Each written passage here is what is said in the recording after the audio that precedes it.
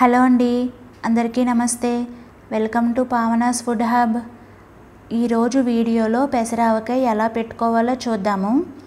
ఇది ఎక్కువ రోజులు నిల్వ ఉండదండి, 4-5 months ఉంటుంది అంతే.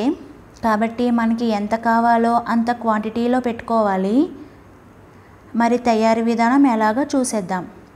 ముందుగా 2 పెద్ద సైజు మామిడికాయలు తీసుకున్నాను. మామిడికాయ మాత్రం చాలా పుల్లగా ఉండాలండి. ఎలా అంటే మనం నార్మల్ ఆవకాయ పెట్టుకుంటాం కదా, ఆ ఆవకాయ కంటే పులుపు ఉండాలండి. ఎందుకంటే ఈ పెసరావకాయకి మామిడికాయ ఎక్కువ పులుపు ఉంటేనే టేస్ట్ సూపర్ ఉంటుంది. మామిడికాయ కట్ చేసి ఇలా శుభ్రంగా క్లీన్ చేసుకోవాలండి. ఇలా అన్నీ క్లీన్ చేసుకున్నాక మనకి ఏ సైజులో కావాలో ఆ సైజులో కట్ చేసుకోవాలండి.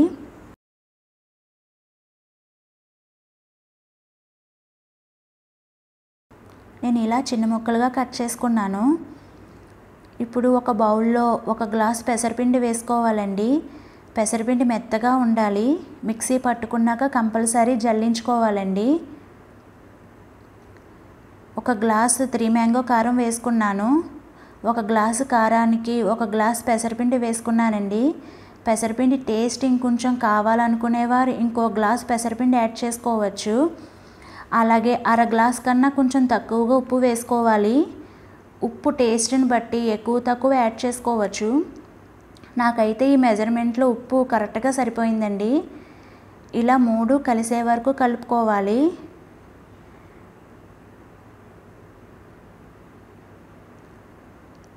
ఇలా మొత్తం అంతా కలిసాక పైన ఆయిల్ వేసుకోవాలండి.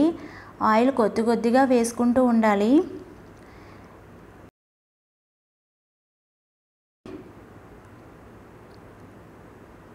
ఇప్పుడు దీనిలో మామిడికాయ ముక్కలు వేసుకోవాలి. కారానికి సరిపడా ముక్కలన్నీ వేసుకుని బాగా కలుపుకోవాలి.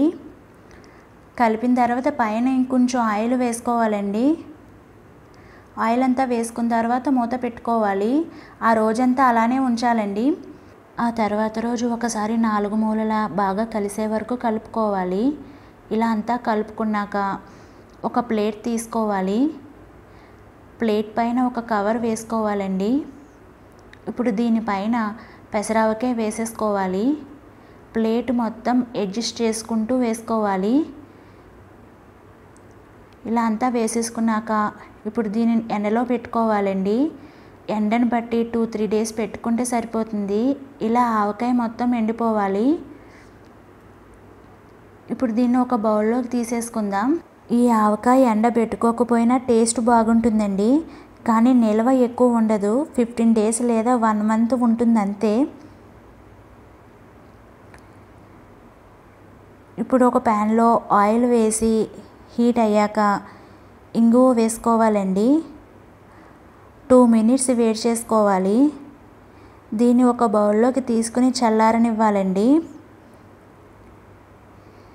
ఇది బాగా చల్లారాక ఈ పెసరావకాయలో వేసేసుకోవాలి.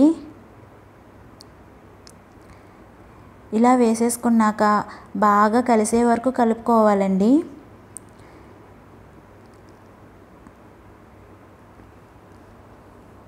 అంతే, ఎంతో టేస్టీగా ఉండే పెసరావకాయ రెడీ.